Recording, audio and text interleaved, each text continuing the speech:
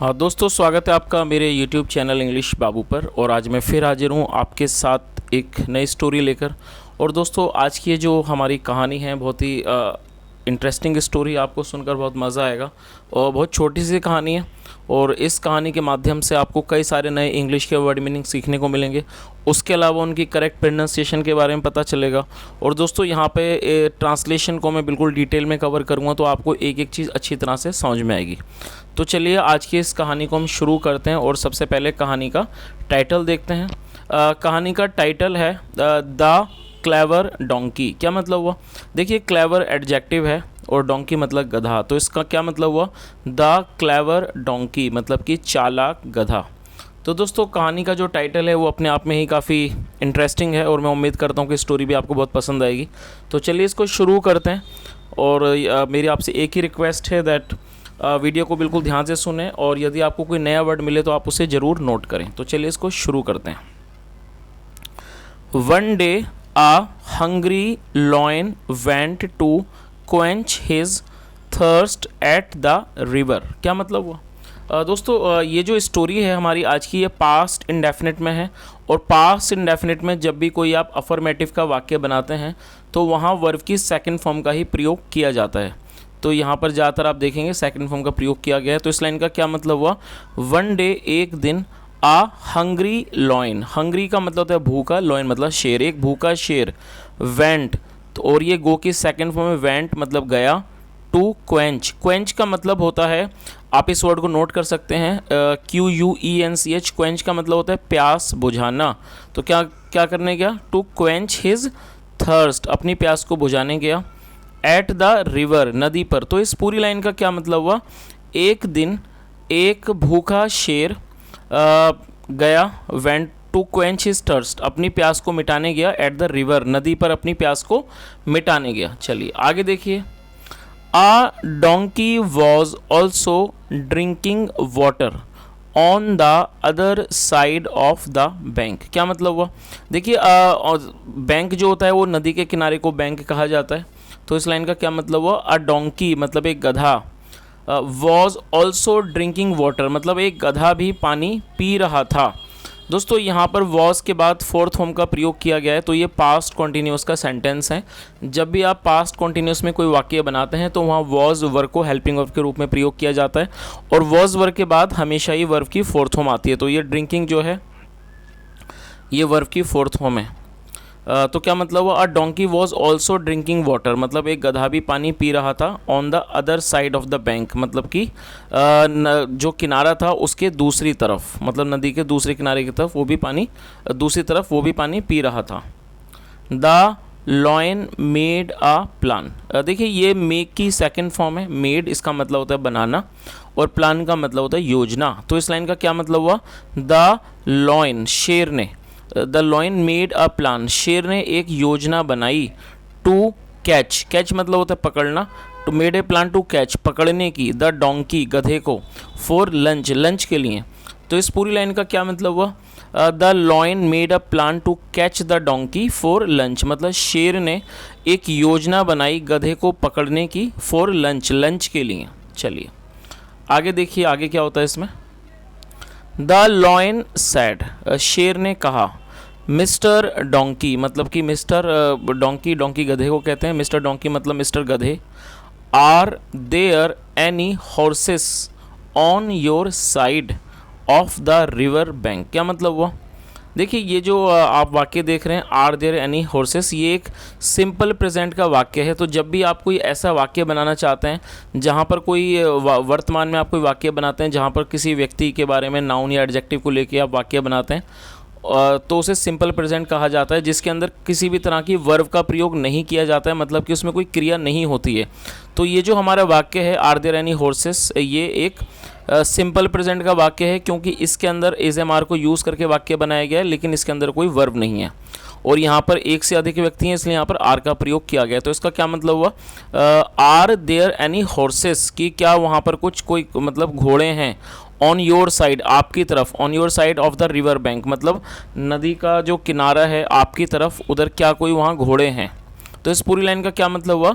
The lion said, मतलब कि शेर ने कहा मिस्टर डोंकी, कि मिस्टर गधे, are there any horses on your side of the river bank, मतलब क्या आपकी तरफ की जो रिवर बैंक है, मतलब नदी का किनारा है, वहाँ घोड़े हैं? I wish to hear their song, wish का मतलब होता है किसी भी तरह की इच्छा करना, आई विश मतलब मेरी इच्छा है, टू हीयर सुनने की, हीयर मतलब होता है सुनना, तो सुनने की, देयर सॉन्ग उनके गानों को सुनने की मेरी इच्छा है। चलिए आगे देखिए। The donkey did not suspect the foul play. दोस्तों फाउल प्ले का मतलब होता है धोखाधड़ी या बेईमानी, आप इस वर्ड को नोट कर सकते हैं, अच्छा वर्ड है और ये एक नाउन है, इसको आप नाउन के रूप में प्रयोग कर सकते हैं। Foul play, FOUL foul play, ये पूरा एक वर्ड है फाउल प्ले, जिसका मतलब है धोखाधड़ी या फिर बेईमानी। तो चलिए इसका मतलब समझते हैं। The donkey did not suspect. देखिए ये जो वाक्य है आप देख रहे हैं, ये पास्ट इंडेफिनिट का ही नेगेटिव वाक्य है और आपको यहाँ नेगेटिव वाक्य में ये चीज़ याद रखनी है कि यदि पास्ट इंडेफिनिट में आपको नेगेटिव वाक्य बनाते हैं तो वहाँ डिड नॉट के बाद आपको हमेशा ही वर्ब की फर्स्ट फॉर्म का प्रयोग करना है। तो ये जो सस्पेक्ट है ये वर्ब की फर्स्ट फॉर्म है, जिसका मतलब होता है संदेह करना या फिर शक करना। तो इसका मतलब क्या हुआ? The donkey did not suspect the foul play, मतलब गधे ने किसी भी तरह मतलब किसी बेईमानी का या कि धोखाधड़ी का शक नहीं किया। ही सैड, उसने कहा, सर मतलब कि श्रीमान, let me sing for you, मतलब कि let me sing for you, मुझे आपके लिए गाने दीजिए। चलिए आगे देखिए। ही क्लोज्ड हिज आइज़, ये भी वर्ब की सेकंड फॉर्म है। क्लोज का मतलब होता है बंद करना, तो क्या मतलब हुआ? ही क्लोज्ड, और ये जो ही है वो उस गधे के लिए प्रयोग किया जा रहा है। ही क्लोज्ड हिज आइज, उसने अपनी आंखें बंद कर ली, एंड स्टार्टेड ब्रेइंग। दोस्तों ये जो वर्ड है ब्रेइंग, ये ब्रे की फोर्थ फॉर्म है। ब्रेइंग का मतलब होता है रेंकना। तो जो गधे वगैरह जिस तरह का जो आवाज़ निकालते हैं, जो गधे की आवाज़ आपने अक्सर सुनी होगी, बहुत ही कर्कश आवाज़ होती है उनकी, तो उसे ब्रे कहा जाता है और ये क्या है? वर्ब की फोर्थ फॉर्म, इसका मतलब होता है रेंकना। तो इस क्या मतलब हुआ? ही क्लोज्ड हिज आइज, उसने अपनी आंखें बंद की, एंड स्टार्टेड ब्रेइंग, और रेंकने लगा। चलिए आगे देखिए। तो जिस तरह का वो जो गधे आवाज़ निकालते हैं तो उनके जो द्वारा जो आवाज़ निकाली जाती है उस क्रिया को ब्रे कहा जाता है और ये फोर्थ में ब्रेइंग मतलब रेंकना। चलिए आगे देखिए। The lion caught the donkey immediately. देखिए ये जो वर्ड है इमीडिएटली आपने बहुत सुना होगा, इसका मतलब होता है तुरंत और ये एक एडवर्ब है। तो आप इस वर्ड को, इस शब्द को एडवर्ब के रूप में यूज़ कर सकते हैं। तो इस लाइन का क्या मतलब हुआ? द लॉयन, शेर ने, कॉट द डोंकी इमीडिएटली, और ये कैच की सेकंड फॉर्म है caught. The lion caught the donkey immediately, शेर ने गधे को तुरंत पकड़ लिया। चलिए आगे देखिए।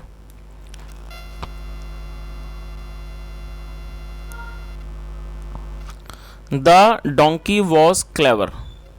अब देखिए दोस्तों, ये जो वाक्य है ये सिंपल पास्ट का वाक्य है। सिंपल पास्ट का मतलब है कि जब भी हम कोई पास्ट में मतलब कि भूतकाल में कोई ऐसा वाक्य बनाते हैं जहाँ पर किसी व्यक्ति को लेके वाक्य बनाते हैं, सिर्फ नाउन या एडजेक्टिव को, और वहाँ कोई वर्ब नहीं आती है, तो उसे सिंपल पास्ट का वाक्य कहा जाता है। और सिंपल पास्ट में दो वर्ब हेल्पिंग वर्ब होती हैं, वॉज या वर, और यदि कोई सब्जेक्ट सिंगुलर हो तो वहाँ पर वॉज लगाते हैं। तो ये जो डोंकी है ये सिंगुलर नाउन है, इसलिए वॉज का प्रयोग किया गया है, और क्लेवर एडजेक्टिव है जिसका मतलब होता है चालाक। तो ये सिंपल पास्ट का वाक्य हो गया। इसका क्या मतलब हुआ? द डोंकी वॉज क्लेवर, गधा चालाक था। ही सैड, उसने कहा, सर श्रीमान, आई एम रेडी, मतलब कि मैं तैयार हूँ। रेडी भी एडजेक्टिव है, आई एम रेडी, मैं तैयार हूँ। फॉर योर लंच, आपके लंच के लिए। बट लेकिन, आई हैव हर्ड, देखिए ये जो हैव के बाद थर्ड फॉर्म का प्रयोग किया गया है, ये प्रेजेंट परफेक्ट है। जब भी प्रेजेंट परफेक्ट में हम कोई भी वाक्य बनाते हैं वहाँ हैज़ या हैव के बाद थर्ड फॉर्म का प्रयोग किया जाता है, और ये हियर की थर्ड फॉर्म है जिसका मतलब होता है सुनना। तो क्या मतलब हुआ? बट लेकिन, आई हैव हर्ड, मैंने सुना है, स्ट्रॉन्ग एंड पावरफुल लॉइंस, क्या सुना है? स्ट्रॉन्ग मतलब कि जो मजबूत और पावरफुल ताकतवर लॉइंस होते हैं, लॉइंस शेर, प्रे टू गॉड, वो भगवान से प्रार्थना करते हैं, बिफोर देयर लंच, मतलब लंच से पहले। तो इस पूरी लाइन का क्या मतलब हुआ यहाँ पर? इसे दोबारा से एक बार देख लेते हैं। बट आई हैव हर्ड, मैंने सुना है, strong and powerful lions pray to God before their lunch, मतलब कि मजबूत और ताकतवर शेर प्रार्थना करते हैं भगवान से बिफोर देयर लंच, अपने लंच से पहले। चलिए आगे देखिए। The lion considered himself as the most powerful animal in the jungle. क्या मतलब हुआ इसका? दोस्तों ये जो वर्ड है कंसीडर, ये कंसीडर की सेकंड फॉर्म है, CONSIDER, यहाँ तक ये फर्स्ट फॉर्म है, और जब आप इसमें ED लगाएंगे तो ये सेकंड फॉर्म हो जाएगा, वैसे ये थर्ड फॉर्म भी है। तो दोस्तों और मैं कंसीडर का मतलब होता है मानना या फिर समझना। तो इस लाइन का क्या मतलब हुआ? द लॉयन कंसीडर्ड हिमसेल्फ, मतलब कि शेर खुद को मानता था या फिर समझता था, खुद को समझता था। क्या समझता था? एज द मोस्ट पावरफुल, मतलब सबसे अधिक ताकतवर, एनिमल जानवर, इन द जंगल, जंगल में। तो इस पूरी लाइन का क्या मतलब हुआ? The lion considered himself as the most powerful animal in the jungle, मतलब शेर खुद को, मतलब अपने आप को सबसे अधिक ताकतवर जानवर मानता था या फिर समझता था। ही क्लोज्ड हिज आइज, उसने अपनी आंखों को बंद किया। फॉर प्रेयर, मतलब कि प्रार्थना के लिए। अब दोस्तों यहाँ पर आप इस सीन को भी देख सकते हैं कि ये जो शेर है और ये गधा भागे जा रहा है, ये नदी है और ये शेर के सामने से गधा भाग रहा है। चलिए देखते हैं आगे क्या होता है। ये हमने इसको यहाँ तक देख लिया। He closed his eyes for prayer, मतलब उसने अपनी आंखें बंद कर ली प्रार्थना के लिए। The donkey got a chance, दोस्तों ये जो वर्ड है गॉट, ये गेट की सेकंड फॉर्म है गॉट, इसका मतलब होता है मिलना या फिर प्राप्त होना। तो इस लाइन का क्या, और चांस का मतलब होता है मौका, और ये जो वर्ड है चांस ये भी एक नाउन है। तो क्या मतलब हुआ? The donkey got a chance to run, मतलब कि गधे को एक मौका मिल गया टू रन, भागने का। एंड ही रन अवे, और वो दूर भाग गया। ये जो रन अवे, ये रन अवे जो है, ये रन अवे की सेकंड फॉर्म है, इसका मतलब होता है दूर भाग जाना। ही रन अवे, वो भाग गया। तो इस पूरी लाइन का क्या मतलब हुआ? The donkey got a chance to run and he run away, मतलब कि गधे को भागने का मौका मिल गया और वो भाग गया, और वो दूर भाग गया। The lion was B fooled bye an intelligent and clever donkey. क्या मतलब हुआ? दोस्तों ये जो वाक्य है वॉज के बाद यहाँ पर थर्ड फॉर्म का प्रयोग किया गया है। सबसे पहले आप इसका मतलब समझिए। जो बिफूल है इसका मतलब होता है किसी को मूर्ख बनाना या फिर बेवकूफ़ बनाना। इसकी स्पेलिंग है BEFOOL, और यदि इसके साथ ED जोड़ा जाए तो ये सेकंड फॉर्म हो जाएगा और थर्ड फॉर्म भी। तो इस वाक्य के अंदर इसको थर्ड फॉर्म के रूप में प्रयोग किया गया है। और जब भी वॉज या वर के बाद थर्ड फॉर्म का प्रयोग आएगा तो वो पास्ट इंडेफिनिट का पैसिव वॉइस का सेंटेंस होता है। तो आप इस चीज़ को भी याद रखें कि ये जो वाक्य है वो साधारण वाक्य नहीं है, ये एक पैसिव वॉइस का वाक्य है, पैसिव वॉइस का पास्ट इंडेफिनिट का वाक्य है। तो इस लाइन का मतलब समझ लेते हैं। द लॉयन वॉज बिफूल्ड, मतलब जो शेर था उसे मूर्ख बना दिया गया।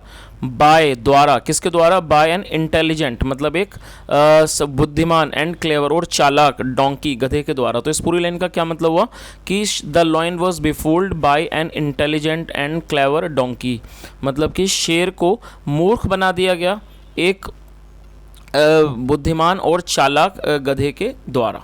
तो दोस्तों इस तरह से ये स्टोरी थी, और जैसा हमने स्टोरी में देखा, स्टोरी बहुत ही ज़्यादा अच्छी थी, बहुत ज़्यादा मज़ेदार थी। एक गधे ने शेर को बड़ी ही आसानी से मूर्ख बना दिया और अपनी जान बचा ली। तो दोस्तों मैं उम्मीद करता हूँ कि कहानी आपको अच्छी लगी होगी। अगर आपको कहानी अच्छी लगी हो, मेरा प्रयास भी अच्छा लगा हो, तो मेरी आपसे रिक्वेस्ट है वीडियो को लाइक ज़रूर करें, शेयर भी करें, चैनल को सब्सक्राइब करें, बेल आइकन ज़रूर प्रेस करें क्योंकि आपको नोटिफिकेशन समय पर मिलती रहेगी। और दोस्तों यहाँ तक सुनने के लिए थैंक यू सो मच। यदि आपकी तरफ से कोई भी सजेशन हो, कोई सुझाव हो तो कमेंट के माध्यम से ज़रूर बताएं। Thank you so much. Have a nice day and bye.